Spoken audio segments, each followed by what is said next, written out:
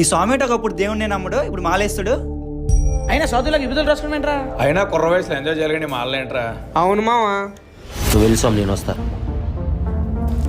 మేము సాధులం కాదు స్వామి, మేము రాసేది ఈ సృష్టిలో నాశనం లేని విభూతి. మేము రోజుకి 3 పూటలు తలస్నానం చేసినా మాకు తలనొప్పి ఎందుకు రావో తెలుసా?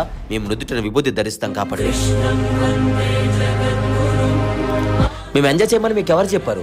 మా స్వాములందరూ కలిసి ఎగురుకుంటూ భజన చేసినప్పుడు సాక్షాత్తు ఆ శివయ్య వచ్చి మాతో తాండవం చేస్తుంటే అది కాదా ఎంజాయ్మెంట్?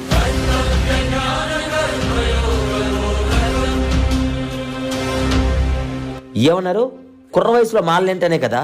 దేవుడు కరుణించడం అంటే కనిపించడం కాదు, ఈ మాల అనే భారాన్ని మెడలో వేసి యువతను సరైన దారిలో నడిపించడం. మాల వేస్తే వరాలు పొందకపోవచ్చేమో కానీ మనిషిలో మార్పు, మనశ్శాంతి తప్పనిసరిగా పొందుతాం.